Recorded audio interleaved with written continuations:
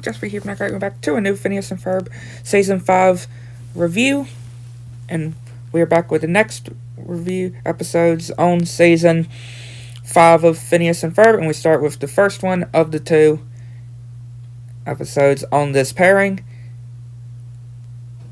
And yeah, it's a good one. And it starts with Baljeet getting ready for this first sleepover, apparently, and got this book of guides to the ultimate sleepover, which I feel like everybody would need when it comes to a sleepover.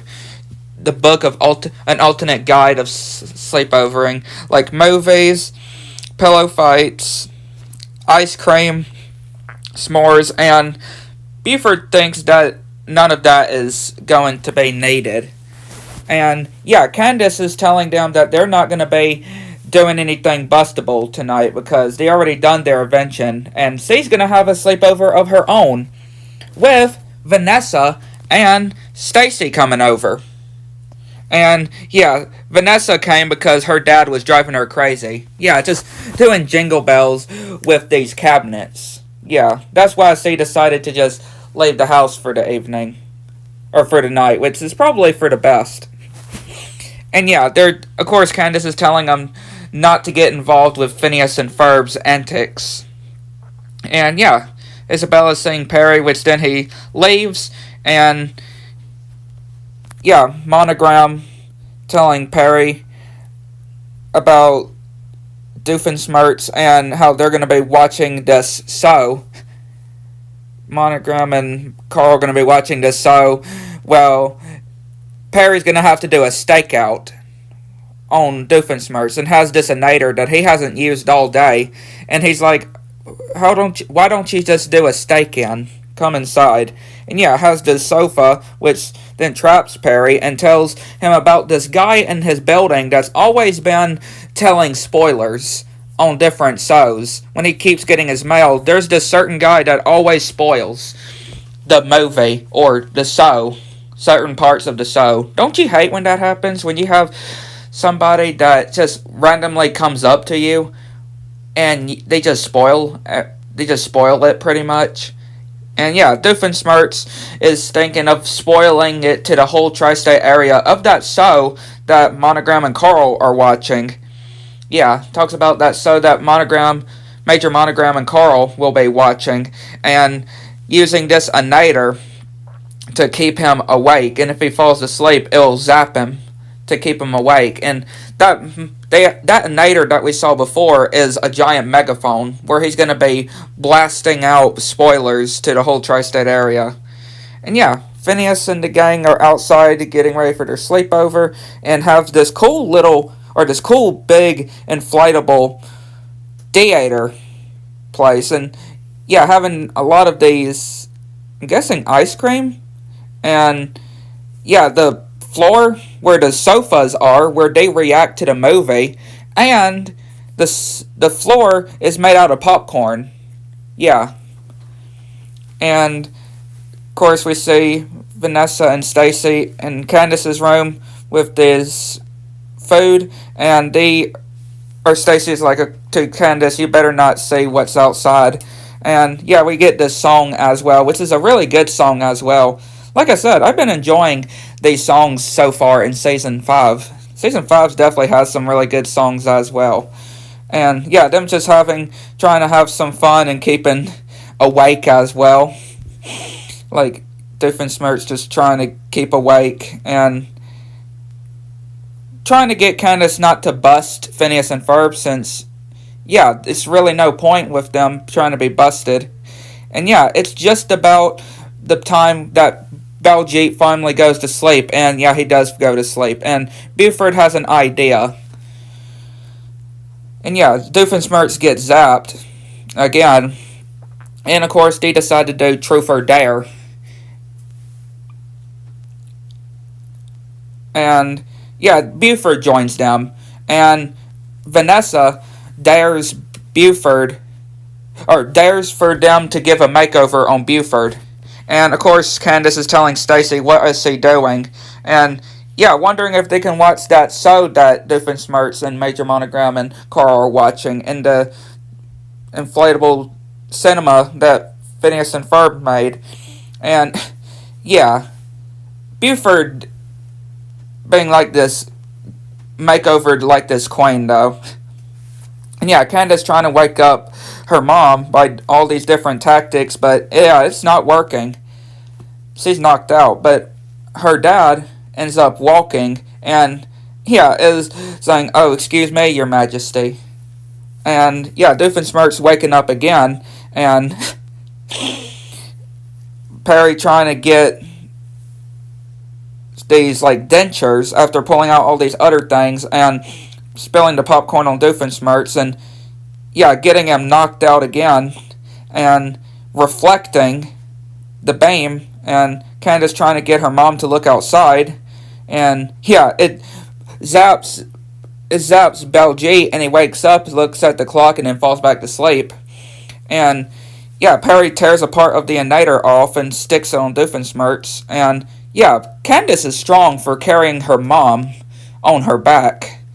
And Perry makes this tea and puts it in Doofenshmirtz's mouth, and he knocks out and destroys or hits the igniter, causing these birds to eat all the popcorn and to pop and make the whole thing inflate or deflate. And yeah, of course, Linda has no words to describe about this, and telling Candace, "Don't you realize what time it is?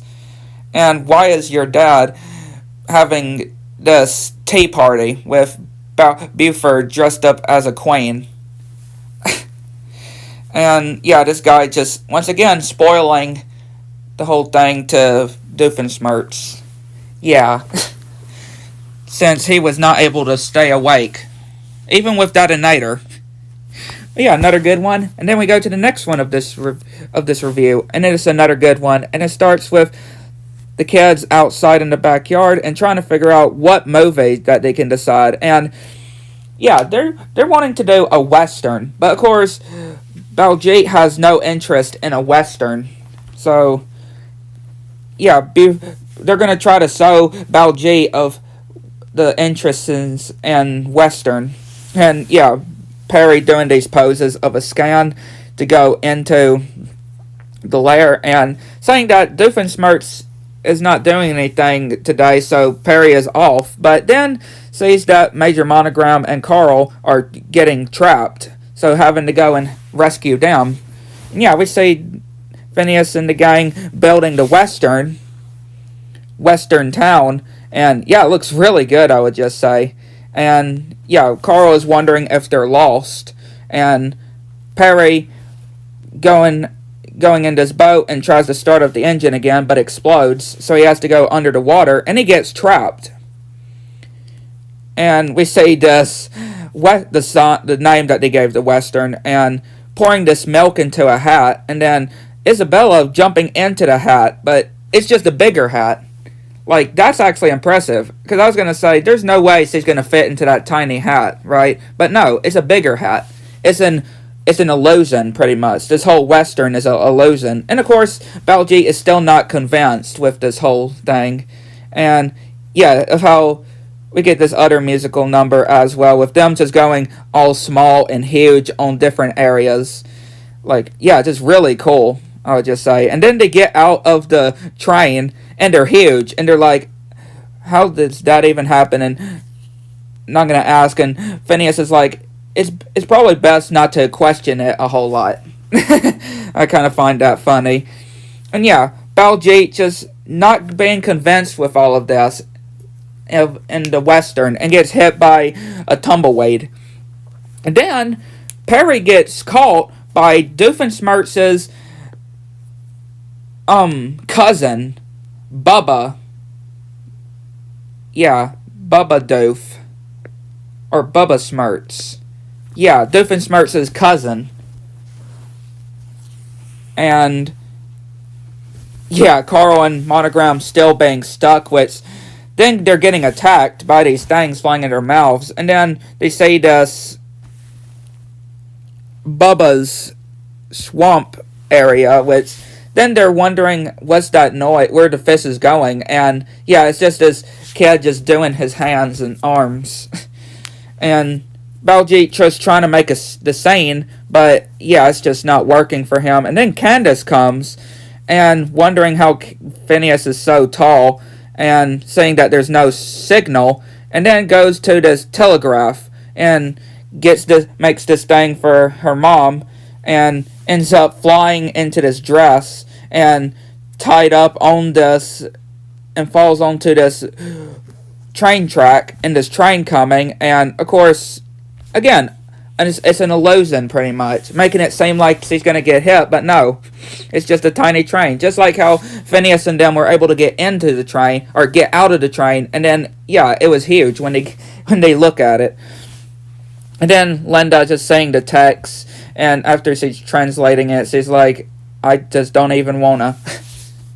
And yeah, we see Bubba just talking with Perry, and yeah, showing the portrait of Doofenshmirtz and him, and even putting pepper and salt on Perry, because he's planning on eating Perry, and so's this Nader, and yeah, a little robotic thing that's act like Norm, and showing this gizmo, which will basically send all these different things to hypnotize these beavers and to destroy this dam that they're making.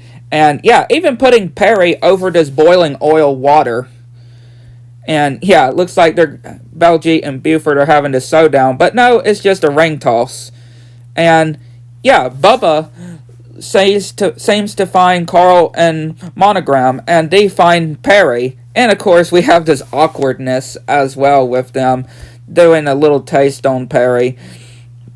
And yeah, he's wondering what they're doing and releasing Perry, and they put the sack over Bubba's head, and they see this thing that reminds of Norm, which they take out, and they're escaping. And yeah, Baljeet is on this horse, which he knocks the scene over, and this lady just closes her window slowly.